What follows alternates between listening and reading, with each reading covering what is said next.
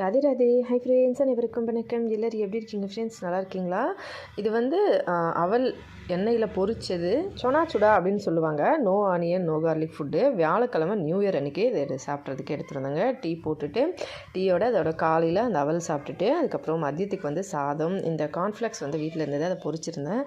டால்மா, சாப்பாடு, பாயாசம். இது வந்து கோயிலிருந்து பிரசாதம் கொண்டு வந்திருந்தாங்க. எங்கள் நாத்தனாரோட வீட்டுக்கார் வந்து நியூ இயர் அன்றைக்கி அவங்க ஊரில் பூஜை பண்ணிவிட்டு கொண்டு வந்து கொடுத்துருந்தாங்க. அதை வந்து இங்கே கொடுத்தாங்க. இது வந்து பசங்க நாங்களும் சாப்பிட்றதுக்கு கரெக்டாக இருக்கும். இவ்வளோ சாதம், அதனால் நான் சமைக்கலை. சாதம், டால்மா, கார்ன்ஃப்ளெக்ஸ் வந்து வீட்டில் வறுத்தது, அதுக்கப்புறம் ஊறுகாய், ஸ்வீட் ஊறுகாய் பேக்கெட்டில் வாங்கினது, அதுக்கப்புறம் பாயாசம், கொஞ்சம் பச்சரிசி பாயாசம். இது வந்து பசங்களுக்கு ஊட்டிட்டு அதுக்கப்புறம் நானுமே சாப்பிட்டுக்கிட்டேன்.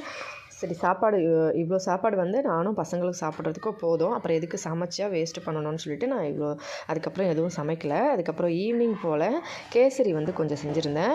எங்கள் நாத்தனாருக்கு வந்து டீ போட்டு கொடுத்துட்டு அதுக்கப்புறமா கேசரி கொஞ்சம் செஞ்சேன். ஆக்சுவலாக கேசரினா என்னென்னா எங்கள் யாருக்குமே தெரியலை. சென்னையில் நம்ம செய்கிற மாதிரி செஞ்சாலும் சரி இவங்களுக்கு தெரியாது. அதனால் நான் வந்து இந்த மாதிரி பசங்களுக்கு நான் அடிக்கடி இப்படி தான் செஞ்சு கொடுப்பேன். செஞ்சுட்டு தட்டில் ஊற்றிடுவேன். அது வந்து கொஞ்சம் கெட்டியான அப்புறமா இந்த மாதிரி கட் பண்ணிவிட்டு பசங்களுக்கு வந்து கையில் கொடுத்துட்டேன்னா சாப்பிட்ருவாங்க. அந்த மாதிரி அவங்களுக்கு பிடிக்கும்.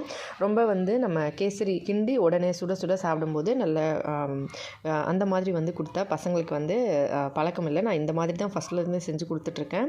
அதனால் இதே மாதிரி செஞ்சேன். வீட்லேயும் எல்லாருக்கும் கொடுத்தேன். எல்லாருமே சாப்பிட்டாங்க. நாத்தனாரோட பசங்க, மாமனார், மாமியார் எல்லாருக்குமே பிடிச்சிருந்தது இந்த மாதிரி செய்யும்போது. இங்கே வந்து ரவை உப்புமா செய்யும்போது கூட அது வந்து கெட்டியாக செய்ய மாட்டாங்க, உதிரி உதிரியாக தான் செய்வாங்க.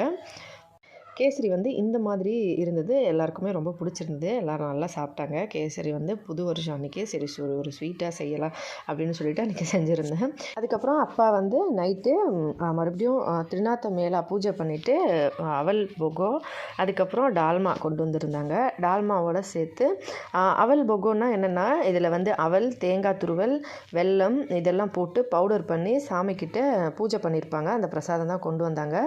இதை டால்மாவோட சேர்த்து சாப்பிடும்போது நல்லாயிருக்கும். ஆனால் ஒரு கைப்பிடி அவல் தான் சாப்பிட முடியும், அதிகமாக சாப்பிட முடியாது.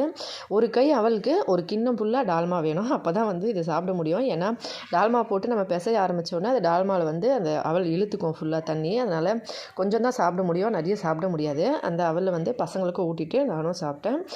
பழங்களும் அதோட கூடவே இருந்தது. பசங்க வந்து கொஞ்சம் கொஞ்சமாக எடுத்துக்கிட்டாங்க.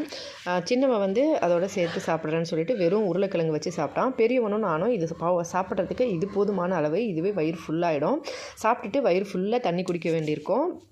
இதான் friends full day menu. Video பிடிச்சிருந்தால் லைக் பண்ணி, ஷேர் பண்ணி, சப்ஸ்கிரைப் பண்ணுங்கள். நன்றி, வணக்கம்.